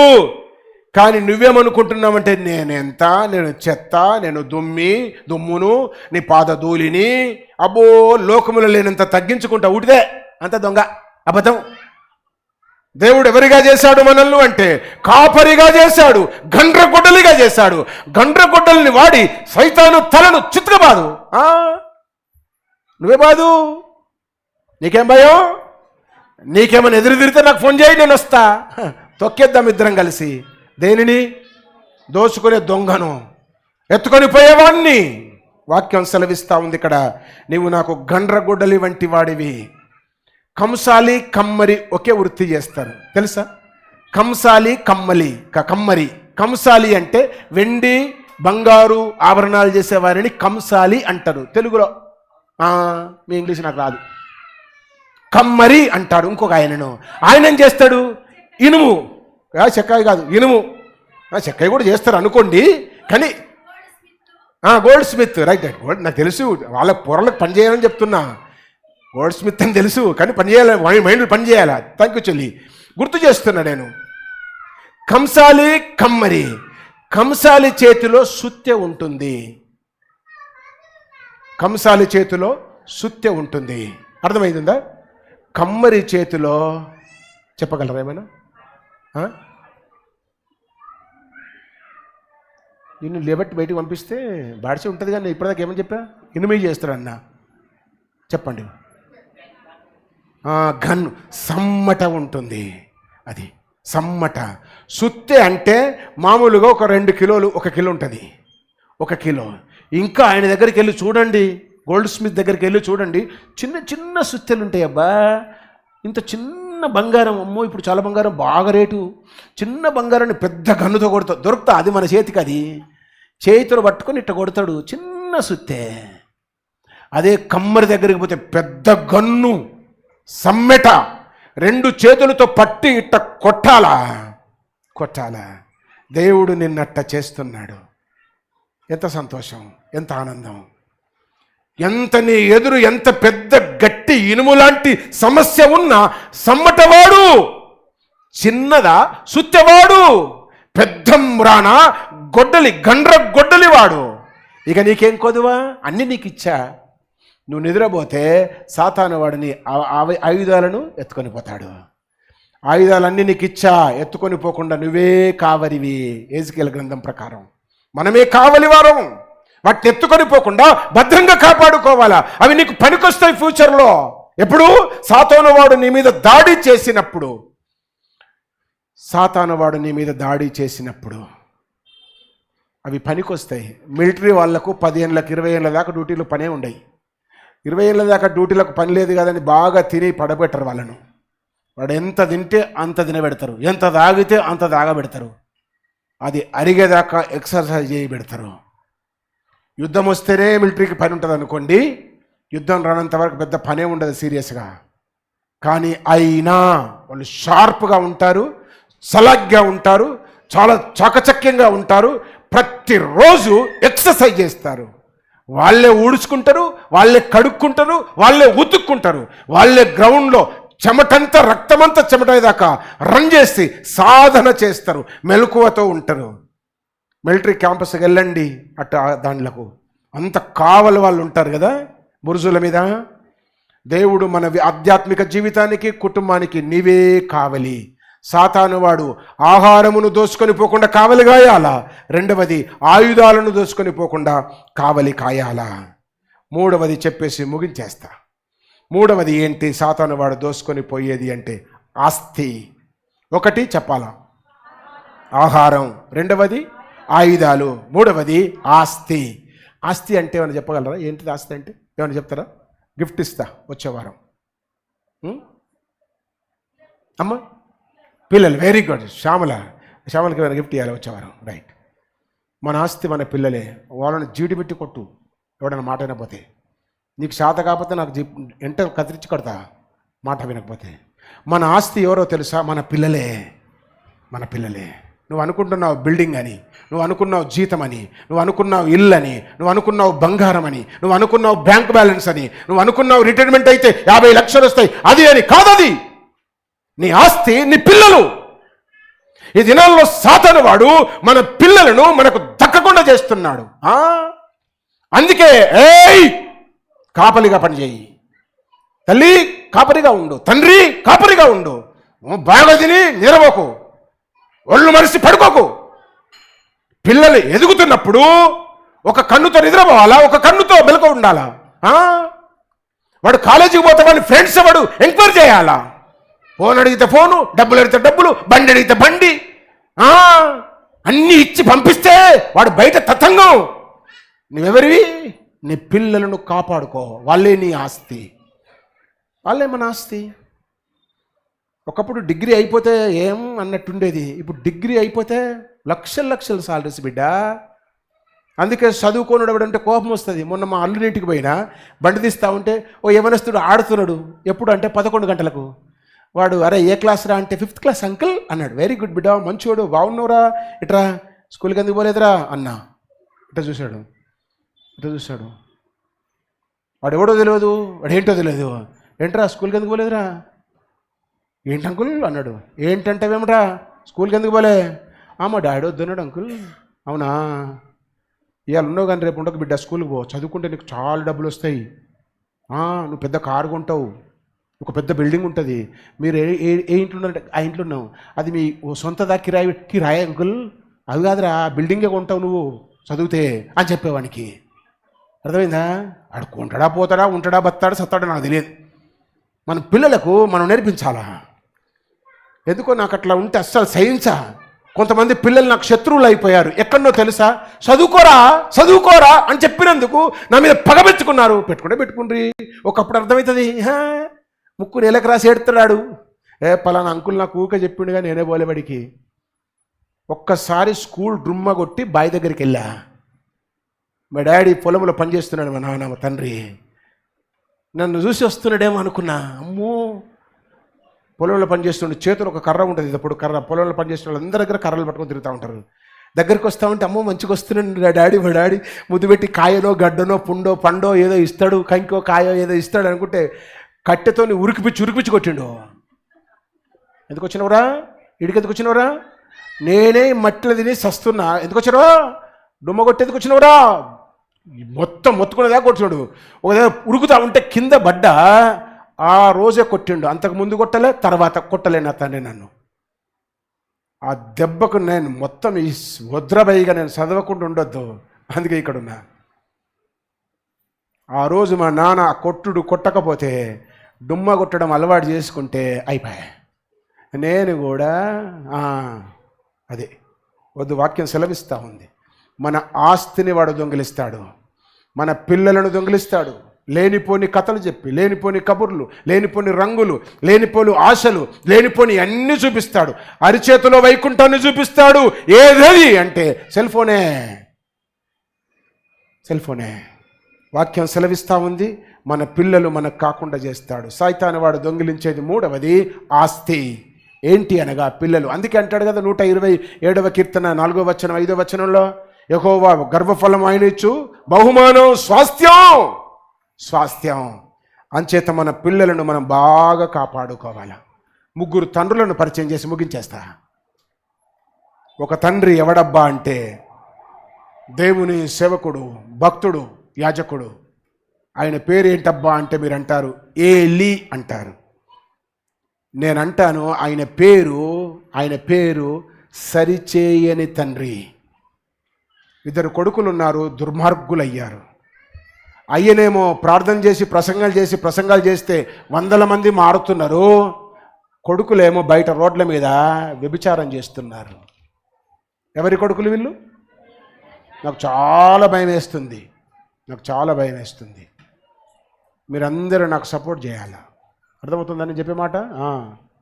అందరు నాకు డబ్బులు ఇచ్చిన కాదు, డబ్బులు మీ ఇష్టం ఉంటే ఇచ్చుకుంటే దేవుడు మీకు ఇస్తాడు, ఇవ్వకుంటే చెప్పండి. మన పిల్లలు మనము దక్కుట కొరకు మనం సర్వ విధాల ప్రయత్నం చేయాలా. మన చర్చి వాడు ఎవడన్నా కనబడి అనుకో మందలిస్తా. చర్చికి సంబంధించిన ఎవడు కూడా షార్ట్ వేసుకొని చర్చి దగ్గర రారు, తెలుసు కదా. రైట్, నేర్పిస్తున్నా. ఇంట్లో నువ్వు షార్ట్లో పడుకోబడ్డా, షార్ట్లో పండుకో, జల్లెట్లో పండుకో, నాకేంది, అంతే కదా. మరి లుంగి కట్టుకో, అది లంగోట్ వేసుకో, ఇంకోటి ఏమంటారు బిడ్డది నైట్ వేసుకో, నైట్ షార్ట్ వేసుకో, నైట్ ప్యాంట్ వేసుకో, నాకేం కర్మ, నాకేం పర్వాలే.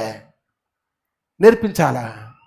నేను చర్చిలో బ్యాప్టిస్ట్ చర్చి కొత్తగా పోయిన దినాల్లో ఒకడు ఇట్లా బ్రష్ పెట్టుకొని చర్చికి వచ్చేటోడు షార్ట్ మీద.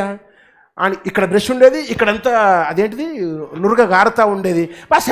అనుకోడు, నీ ముఖమా పో, నీ ముఖమైన చూపు తెలియదు, పొరపో కడుక్కొని రాపో, పంపించావని. అది హైదరాబాదు పద్ధతి, అది హైదరాబాదు నేర్పిస్తున్న పద్ధతి. మనం 8 తర్వాతనే లేస్తారు అందరూ. పనిపాట లేనోడు 11 గంటలు లేస్తాడు. అప్పుడు లేచి కూర్చొని బ్రష్ చేసి కూర్చుంటే వాడికి వేడి కాఫీ ఇవ్వాలి, వేడి దోశ ఇచ్చి అట్లా కాలుతూ ఇవ్వాలి. ఒకటేం కర్మ, కూర్చుంటే 4 తింటాడు. అది మరి. కనుక మన పిల్లల విషయం జాగ్రత్తగా ఉండాలి. మన పిల్లలను దేవుడు నమ్మి ఆయన రూపములో నీ చేతుల్లో పెట్టాడు, వాళ్ళే నీ ఆస్తి. అంచేత నువ్వు కాపరిగా ఉండాలా. మరి ఏలీ చేసిన 2 కుమారులను ఇచ్చాడు ఏలీ యాజకునికి. దేవుడు మందిరంలో యాజకునిగా పనిచేస్తున్నాడు. కుమారులేమో బయట రోడ్డు మీద ఉన్నారు. ఏంట్రా రే అని కరెక్షన్ చేయలేకపోయాడు. అందుకే నేను వాడుతున్న ఆయన పేరు మార్చా. ఏం పేరబ్బా అంటే ఏలిది సరిచేయని తండ్రి. నెంబర్ 1 రాసుకోండి. సమూయేలు మొదటి గ్రంథం 2వ అధ్యాయం 12వ వచనం. రెండవది అదే సమూయేలు మొదటి గ్రంథం 8వ అధ్యాయము 1 నుండి 5 వచనాల వరకు చూస్తే సమూయేలు కనబడతాడు. ఈయన వరబ్బా అంటే సమూయేలు కూడా మంచి ప్రవక్త. సమూయేలు గురించి బాగా తెలుసు కదా. అన్నమ్మ ఎంత భక్తిగా పెంచింది. కానీ ఎక్కడ మిస్టేక్ జరిగిందంటే పిల్లలతో టైం స్పెండ్ చేయలే. అంటే సమయం ఇయ్యని తండ్రి. అందుకు సమూయేలు ప్రవక్త అయినా కానీ వాళ్ళ పిల్లలు పాడైపోయిండ్రు. అందుకే పిల్లలతో have to spend with children. Time పిల్లలతో గడపాలా, తండ్రి గడపాలా, తల్లి గడపాలా, కూర్చోవాలా, ఎదురుగా కూర్చోవాలా, ఇద్దరు కలిసి క్యారం బోర్డు ఆడాలా, ఇద్దరు కలిసి ముచ్చట్లు పెట్టాలా. ఒకడొకడికి తల్లి ముఖం చూడరాడు, ఒకడొకడు తండ్రి ముఖం చూడడు, ఒకడొకడు పిల్లల ముఖం చూడడు, ఒకదొకటి పిల్లల ముఖం చూడది. అంచేత పిల్లలు పాడైపోతున్నారు. మీకు తెలుసా? ఇంకో సంగతి చెప్తున్నాను. మొన్న పోయిన నెలన క్యూటీ నా ఎదురుగా నిలబడితే ఐ లవ్ యూ క్యూటీ అన్నా చూసింది.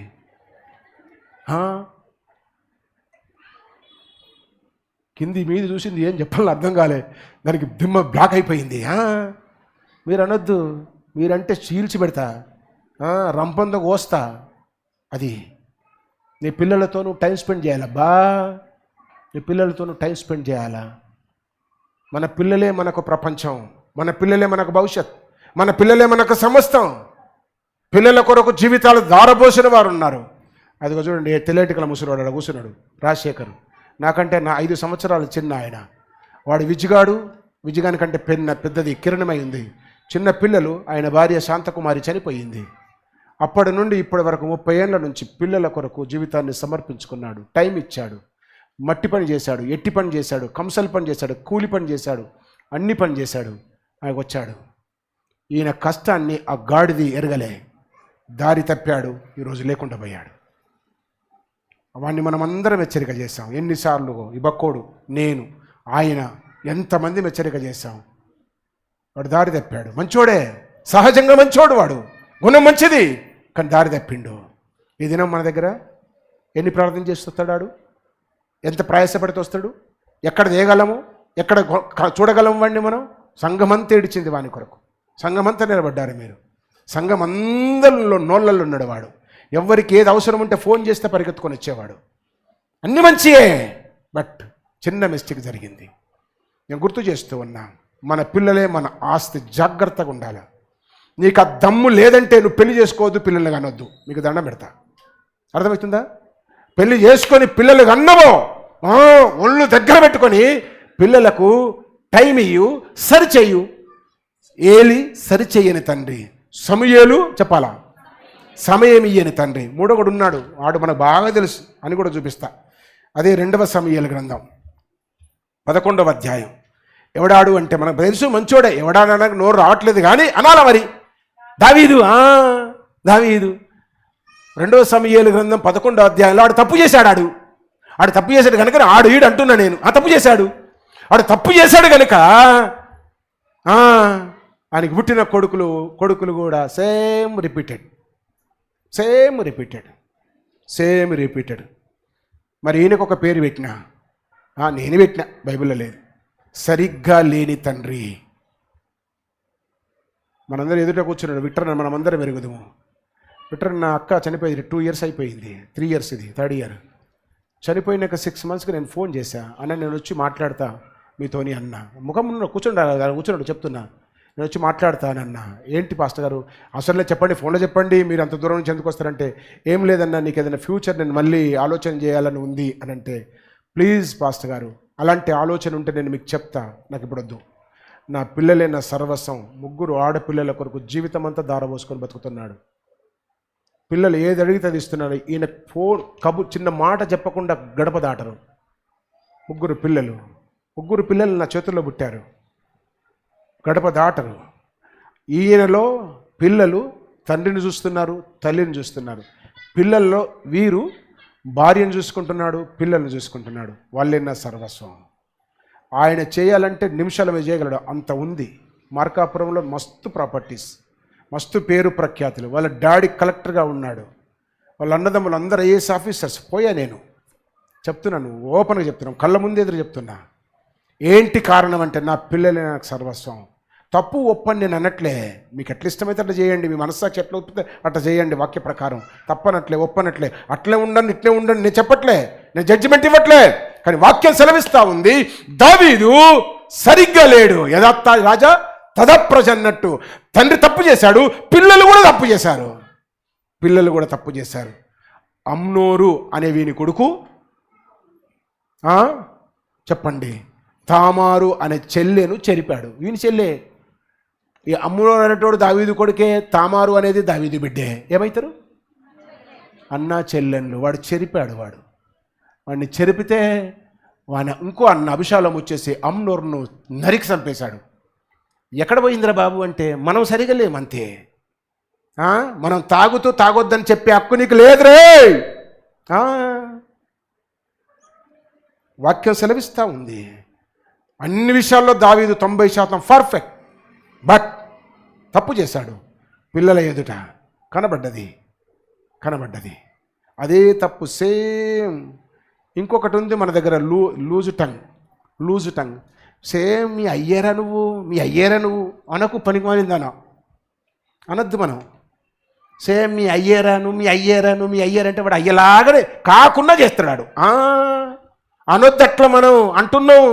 చెంపలు కొట్టుకోండి.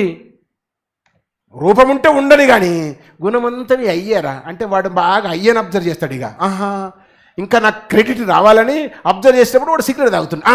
అదా అయితే నేను తాగుతా. అందుకే పిల్లలు తాగుతున్నారు.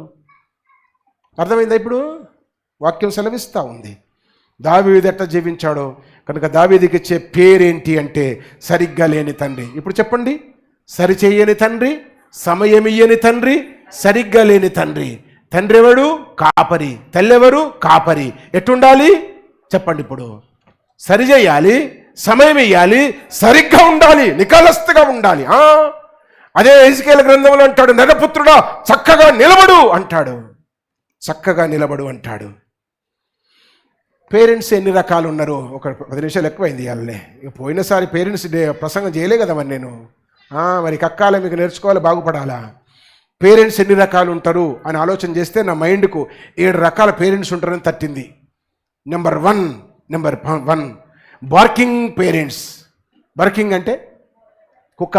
బార్కింగ్ అంటే బాగా మోరుగుతుంది, కరుపుడే. ఇంటికి వచ్చిందంటే ఇక వర్షం రాళ్ళవానలాగానే ఉంటుంది.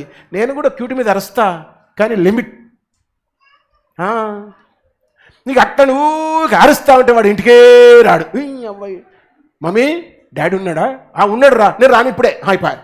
మమ్మీ డాడీ డ్యూటీకి పోయాడు. పోయిండ్రా, వస్తున్నా నేను ఇంటికి. అది ఎందుకు? ఈ కావలివాడు, ఈ తండ్రి, ఈ తల్లి చెప్పండి, మొగిరే తండ్రి, బార్కింగ్ పేరెంట్. రెండవది బెగ్గింగ్ పేరెంట్. అడుక్కుంటాడు. అడుకోవద్దు. ఉద్యోగం చెప్పు, పురుష లక్షణం అంటారు కదా. కష్టపడి బిడ్డ, నువ్వు కష్టపడితే నీకు కష్టార్జితాన్ని దేవుడు దీవిస్తాడు. నువ్వు కష్టపడకపోతే ఊరికి అడుక్కుంటావు. బెగ్గింగ్ పేరెంట్స్గా ఉండొద్దు. నెంబర్ 2. రెండవది ఎట్లుండాలి? ఇంకొక పేరెంట్ ఏంటంటే బేరింగ్ పేరెంట్, భరించేవాడుగా ఉండాలి. ఇష్టపడి చేసుకున్నావు కదా భార్యను, చావు మనలో ఎడబాప వరకు ఉంటా నీతో అన్నావు కదా, ఉన్నావు కదా, పుట్టారు కదా మరి నలుగురు, వాళ్ళ కొరకు భరించు. కడుపు కట్టుకో, కాలు కట్టుకో, నిద్ర కట్టుకో, ఓటీ చేయు, డ్యూటీ చేయు, సంపాదించు. అక్రమంగా కాదు, న్యాయసమ్మతముగా సంపాదించు, లీగల్గా వైట్ మనీ సంపాదించు. కనుక భరించాలి, నువ్వు భరించాలి. Bearing parent. 4వది బూస్టింగ్ పేరెంట్. ఊకే పిల్లల్ని పొగుడుతారు. ఊకే కూడా పొగడద్దు. ఊకే పొగిడితే కూడా విసుకొస్తుంది పిల్లలకు. ఒకటే బూస్టింగ్ ఓ అని చేయొద్దు కూడా. తప్పనాల, ఒప్పునాల, కరెక్ట్ అనాలి, శబాస్ అనాల, గుడ్ అనాలా, వెరీ గుడ్ అనాలా, ఇది బ్యాడ్ అనాలా. అట్లుండరు కొందరు. ఒకటే పనిగా బూస్టింగ్.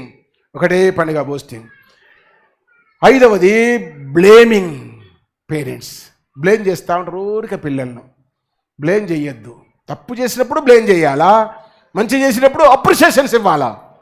బ్లేమ్ చేయకూడదు. బ్లేమ్ చేస్తే వాళ్ళు మొండిబారిపోతారు. ఊరికే బ్లేమ్ చేయకూడదు. ఊరికే బ్లేమ్ చేయకూడదు. 6వది బీటింగ్ పేరెంట్స్. తండ్రి అంటేనే కొట్టేవాడుగా ఉంటారు. వాడు పడతారు. ఎప్పటిదాకా పడతారు? వాడు 15 ఏళ్ళు వచ్చేదాకా పడతాడు. అప్పుడు ఏం చేస్తాడు? ఏయ్ డాడీ ఇట్ట బట్టి చేయి ఇట్టిస్తారు. వద్దు. బీట్ చేసేటప్పుడు బీట్ చేయాలా, కొట్టేటప్పుడు కొట్టాలా, తప్పు చేసేటప్పుడు తప్పు కొట్టాలా, బెత్తం వాడాలా, శిక్షించాలా. బట్ బీటింగే పనిగా పెట్టుకోకూడదు. Beating parents. Lastly 7th one, blessing parents. నువ్వే పేరెంటువో. పిల్లలకు మనం ఆశీర్వాదకరంగా ఉండాలి, దీవెనకరంగా ఉండాలి. ఈరోజు తండ్రి తల్లి పిల్లలకు బ్లెస్సింగ్గా ఉంటే వాళ్ళు పెరిగి నీకు బ్లెస్సింగ్గా వస్తారు. అది మన ఆస్తి. అందుకే యోహాను పత్రికలో రాస్తాడు. బైబిల్ క్లోజ్ చేశా. యోహాను పత్రికలో రాస్తాడు, నా పిల్లలు సత్యమును అనుసరించి నడుచుకొనుచున్నారని వినుట కంటే నాకు ఎక్కువైనా సంతోషము లేదు. నువ్వే పేరెంటువు, నువ్వెక్కడ నిలబడ్డావు, నువ్వెక్కడ బ్రతుకుతూ ఉన్నావు. ఆయన బలిష్టమైన చేతుల క్రింద నీవు బ్లెస్సింగ్స్ పొందేంత వరకు సహనముతో, జెంటిల్మ్యాన్గా సహనముతో ఆయన సమయం వరకు నువ్వు లోబడి దీనురాలవై మృదువుగా నువ్వు ఆయన సన్నిధిలో లోబడి ఉండాలని వాక్యం సెలవిస్తూ ఉంది. అట్లు లోబడి ఉంటే సాతాను వాడు మన పట్ల దౌర్జన్యము చేయడు, దోచుకొని పోడు. బలిష్టమైన చేతుల కింద లేవు కనుకనే వాడు దోచుకొని పోయాడు. దేవుని చేతుల కింద ఉంటే సైతాను వాడు రాడు. వస్తే వాని పప్పులు ఉడకవు, వాని ప్లాన్లు చెల్లవు. వాడు దోచుకొని పోయేంత స్థితి ఉండదు. ఇక ఆ సీన్ ఉండదు. దేవుడే ఉన్నాడు కదా, దేవుని చేతుల కింద ఉన్నాం కదా. ఎవరిని దోచుకొని పోతున్నాడంటే దేవుని బలిష్టమైన చేతుల క్రింద లేని వారిని దోచుకొని పోతున్నాడు. ఏమేమంట? 1 చెప్పండి, ఆహారం. 2వది ఆయుధాలు. 3వది ఆస్తి. తలలు వంచండి, ప్రార్థన చేస్తాం. అందరం తలలు వంచుదాము, తీర్మానం చేసుకుందాం. సహనము కలిగి, సమర్పణ కలిగి, ఓర్పు కలిగి, ఓపిక కలిగి, జెంటిల్నెస్ లక్షణముతో, మోడరేషన్స్ అని కూడా రాస్తాడు. పరిమితిగా, నిగ్రహ శక్తి కలిగి, అదుపు కలిగి ఆయన చేతుల క్రింద మనము జీవిస్తాం. అప్పుడు సైతాను వాడు మన మీద చేసే దాడులు ఏవి చెల్లవు. ఆయన చేతుల క్రింద నీవు లేనట్లయితే ఆహారము దోచుకొని పోతాడు, ఆయుధాలను దోచుకొని పోతాడు, ఆస్తిని దోచుకొని పోతాడు. ఈ ఉదయం ఆయన చేతుల క్రింద ఉండడానికి తీర్మానం చేసుకుందాం. ఎప్పటి వరకు? ఆయన సమయం కొరకు వెయిట్ చేద్దాం. ఆయన సమయం కొరకు, ఆయన మనల్ని దర్శించి దీవించేంత వరకు మనం ఓర్పు ఓపికతో ఉందాం. పరిశుద్ధుడైన మా పరమ తండ్రి, కృప కలిగిన దేవా, మీకు స్తోత్రాలు చెల్లిస్తూ ఉన్నాము నైనా. ఈ ఉన్నతమైన మీ సన్నిధిని బట్టి స్తోత్రాలు. నామాన్ని పాడి మిమ్మల్ని స్తుతించి ఆరాధించి మీ వాక్యము ధ్యానించే భాగ్యం మాకు ఇచ్చారు నైనా. మీ బలిష్టమైన ఆశీర్వదించగలిగిన హస్తముల క్రింద మా జీవితకాలం అంతా అణిగి వదిగి లోబడి దినత్వము కలిగి జీవించే కృపను మీరు మాకు అనుగ్రహించండి ప్రభు. మీ హస్తముల క్రింద లేని వారిని సాతాను వాడు దోచుకొని పోతున్నాడు. అంచేత వాడు దోచుకోకూడదు అనగా మీ చేతుల క్రింద ఉండే వారినిగా మమ్మల్ని సిద్ధపరచండి. ఉంటున్న వారందరిని బట్టి స్తుతిస్తూ ఉన్నామునైనా. మేము సరిచేసే వారముగా, మా పిల్లలకు సమయం ఇచ్చే వారముగా, మేము సరిగా జీవితం కలిగిన వారముగా ఉండగలిగిన స్థితిని మా అందరికీ ప్రసాదించమని, బిడ్డలందరూ తిరిగి వెళుతూ ఉండగా క్షేమమును, ఆరోగ్యమును, ఆధ్యాత్మికతను అనుగ్రహించి అనారోగ్యంగా ఉన్న బిడ్డలను స్వస్థపరచమని, కొరతలో ఉన్న వారిని దర్శించమని, మీ ఆశీర్వాదాల బిడ్డలందరికీ ప్రసాదించమని, మీరు అక్కడ కొరకు ఆయత్తపరచుమని, ఇంకా అనేకులను సిద్ధపరచుట కొరకు సంఘముగా మీ కృపను మాకు అనుగ్రహించుమని క్రీస్తు పేరిట ప్రార్థించి వేడుకొనుచున్నాము తండ్రి. ఆమేన్.